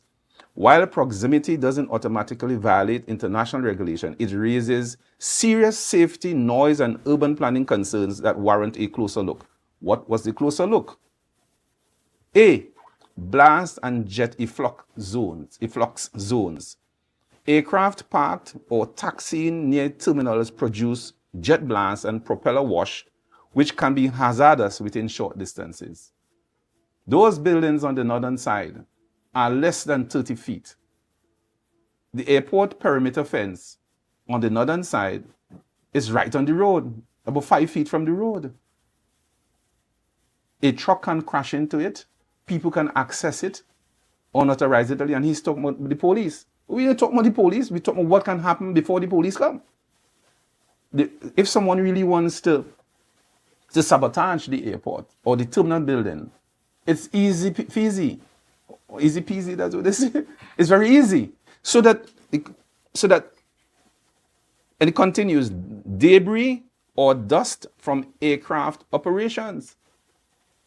Going down further, structural damage from pressure waves if improperly built. So all those houses that are improperly built, they can suffer extreme structural damage. And it says human injury risk in extreme events. B, fueling and fire hazards. Residential buildings in close proximity could face fire or explosion risk, especially if emergency access routes are limited and shared. And of course, it's the only road. So if there's an emergency, it can cause access and emergency access to the airport because you have vehicles going and coming, except they have to close off the roads on both east and west. Let's go down further. C, security and restricted access That is to say, proximity raises airport security concerns, including perimeter. That's the perimeter fence we're talking about when you ask the question to elicit some information from him, and he basically ridicule you. Including perimeter integrity and unauthorized access risk. The ICAO, which is the International Civil Aviation Authority, says it requires airside or landslide separation, and close by residences can complicate enforcement. The airport was improperly placed. The question is, had the airport been there and those buildings were now going to be put up, would they have been allowed to be put up? The answer had to be no. And what would have been the reasons? These very same reasons why you can't place residential buildings. So if you can't do it, if you couldn't put up the residential buildings after, how can you place the airport near them? And then you justify it and say, well, we had to on country approval. Well, I would really want to see the country should see what civil aviation and recommendations were, what EMA report is, and what were the concerns of town and country. This is a question I'm asking my soon-to-be representative, Mr. Joel Sampson. In fact, it's his constituency, I think. And these are questions I am asking based on the literature. It's not my literature. I'm only a researcher. And the research is saying these kinds of things. It says here, the ICAO, which is the International Civil Aviation Authority, says, it doesn't specify exact distance, but you can't be stupid. It says, but emphasizes maintaining obstacle-free zones, preventing incompatible land use near airport operations. Many airports use buffer zones, that is to say, commercial or green space of 150 to 300 meters or 500 to 1,000 feet. That is critically definitely close. Not existent right now. It says here, between terminals and any public or residential buildings. So they went on. I wasn't satisfied. So I said, give me some more information. It says most modern airports, even small island airports, try to maintain at least 200 to 300 feet minimum from terminal buildings to the nearest public or residential structures. As I said, a standard 5 student will understand this. Well, I mean, not even that, just somebody who just watches movies a lot. Because, you know, when you look, because it's a glass building, and you could easily stay in the community, and it's not hard if you know, I mean, for God forbid that somebody chooses to do something like that. If you have somebody of note within there, how are you stopping somebody from the communities from doing something nefarious? Or some local terrorists. And we have them in the midst. We've seen all those kind of things happen in Trinidad before. Mm-hmm. So he says, how? So I said, conclusion, yes. This is the conclusion of the ICAO. Yes, residential buildings within 100 feet of a terminal constitute a significant risk from both a safety and planning perspective, even if not technically violating local rules. Mitigation may be necessary, including soundproofing, blast fencing, structural reinforcement, land use reevaluation, or relocation if feasible.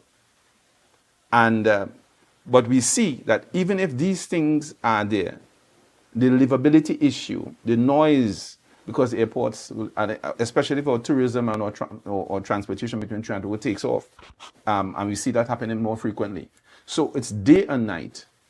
The people in the Bonaccord area, apart from the other safety risks, will have a significant challenge to their lives and their health.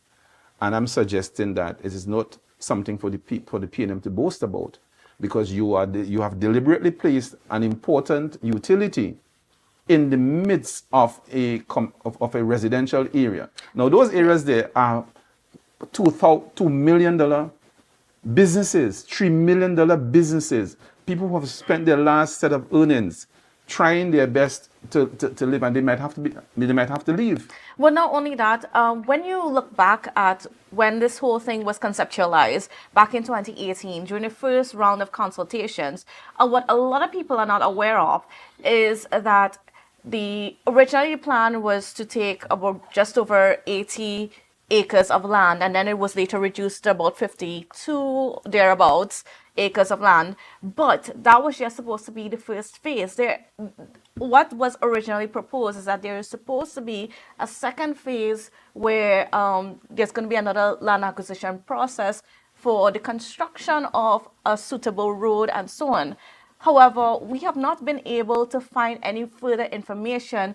And as you heard from Mr. George saying that nobody else has to move, they're satisfied with everything. So it begs the question now, what's next? the truth? And what's the truth? And I'm suggesting, so you had both Ms. Webster Roy and Ms. Lewis in Parliament there for 10 years. They covered this up thing either figuratively or literally. The gas vein that was nicked, that was covered up literally and figuratively. And the question is, what are my MPs doing? What have they said? What did they report? And you want to go back into Parliament for another 5 years to do the same thing. And you keep telling us in terms of shifting slightly to the economic issues, and you're telling us to hold strain. How can we hold strain with these two representatives that you're sending back to Parliament to do what? To more further cover-ups? This guy, Mr. Herbert, he should be charged for misbehavior in public, and all the other officials who contributed to putting that airport there with the false reports or a pro-PNM report, and we in Tobago must be saddled with these concerns. I think that the population must know and they must take action. The question of compensation is still outstanding. So when you move these people with their $2 million houses and businesses and $3 million houses and business, where are you going to put them? How long will you take to compensate them? In my mind, it's a critical issue, and Ms. Lewis and Ms. Webster Roy must tell us. Even Dr. Rowley, he's still a member of Parliament. He must come clean. I know he's going to go and say, hey, why I'm saying is nonsense, but these are the facts. I didn't read it from my literature. It's a literature that is available for all to see. And I suspect that the PNM has significant questions to answer. They should not go around Tobago selling the airport as the panacea for their political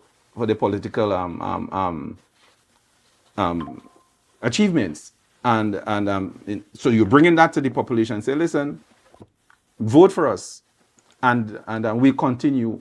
But the evidence is that they have not done well. The evidence is that they have fooled the people. The evidence is they have pulled the wool over our eyes. The evidence is that they haven't brought the kinds of reports to us for public debate.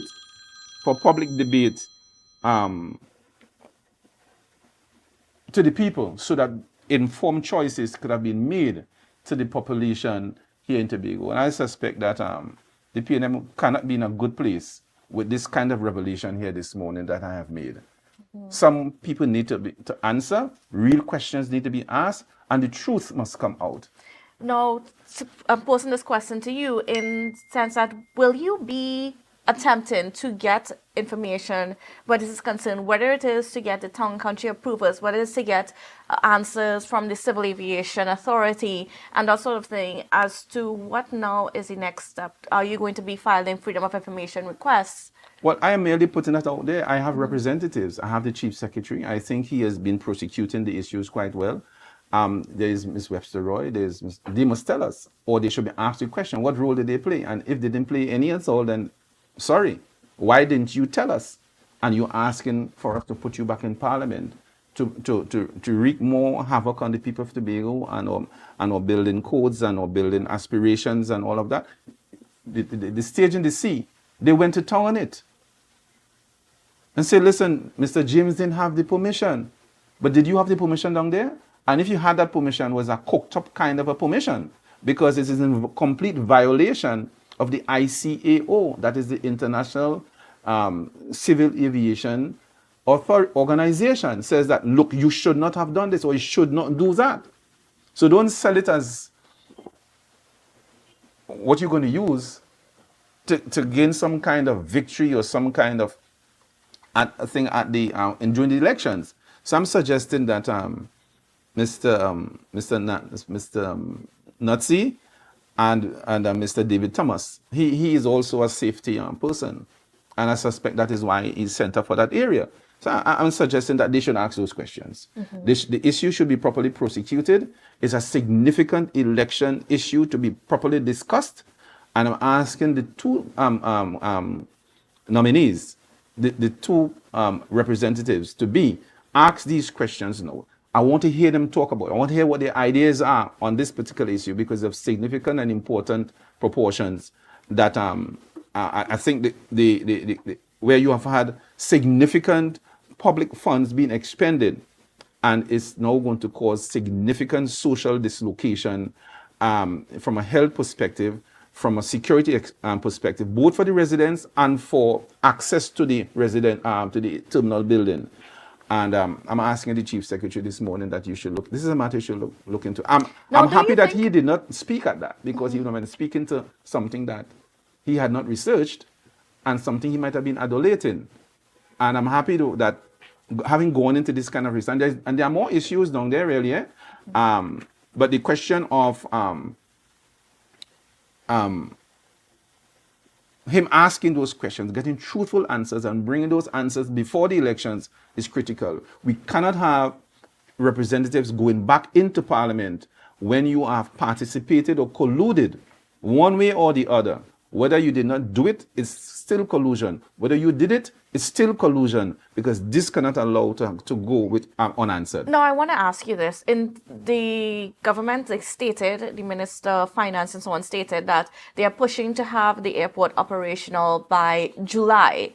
Do you think now that there would be a challenge in having that terminal operational in July? Well, I suspect that if the residents on the northern side, perhaps they might want to injunct the airports authority or the government of Trinidad and Tobago because it's very clear where the ICO is saying is that maintaining safety obstacle-free zones, preventing incompatible land use near airport operations, and the buffer zone should be between 500 to 1,000 feet between terminals and any public residential buildings. So they have real questions to answer. As again, real world comparison says they should at least maintain 200 to 300 feet minimum from terminal buildings to the nearest public or residential structures. So I think people can say, listen, the noise will affect me from sleeping. The dust and the gas and the whole risk of some explosion taking place. We are only 100 feet away. So they less than 100 feet. Less than 100 feet. So there can be serious legal questions that the residents can pose or perhaps even involve themselves in an injunction because this is what's going to happen. I doubt that because of the weight of the public importance of the structure of the airport, the terminal, an injunction emphasis may not be granted, but it raises those health and safety issues. And I think the government was very callous and uncaring of putting an airport for political mileage to say, well, we have a new airport. Yeah, it looks nice, but nice isn't it. You didn't have to even build such a large utility in the first place to be efficient. The Barbados airport is much smaller than that. The one in St. Lucia is much smaller than that. Now, if you go around the Caribbean, maybe the one in Grenada is larger. No, but actually, going to Grenada is smaller. It's smaller, okay. And you come to boast about it. In the midst of all these health and security and concerns, what are you achieving? You build such a magnificence and you have all these problems for your own people. It's really, really, really objectionable. And I think the people must ask, these residents there must ask the questions. Even people who are passing, driving in the cars, it is also a security risk. Where in the world are you seeing that? Yeah, because you could literally see the persons that are inside the terminal. Like, Exactly. Somebody can aim a rifle at a significant, well, I mean, everybody's significant, but anybody can aim a rifle, a high-powered rifle, will easily go through that glass and pick out somebody who they want to kill from across the road. What were they thinking? To put it up there and come and boast about it and say, vote for us? What representation did Ms. Lewis make, Shamfa Kojo Lewis make in respect of that? What representation did Ms. Webster Roy make in respect of that? To come and boast and parade herself in front of the press? It is wrong. And my history is I call it wrong where I see wrong. And that is wrong. And what I've said this morning are not my words. These are the recommendations of the ICAO, the International Civil Aviation Organization. And if they have made this, and I mean, it was easy to find.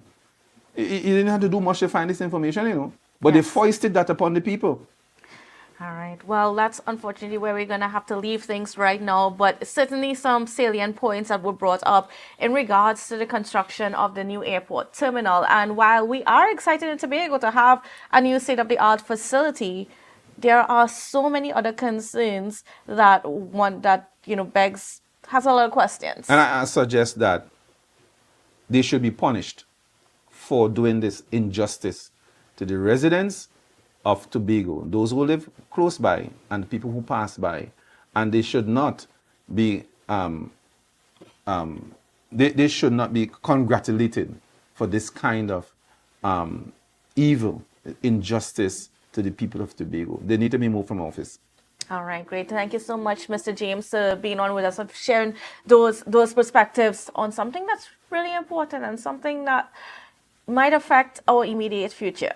So, viewers, that's how we're going to have to wrap our show this morning. It was a pleasure being with you. I am Candace Jackson, and we will see you again tomorrow.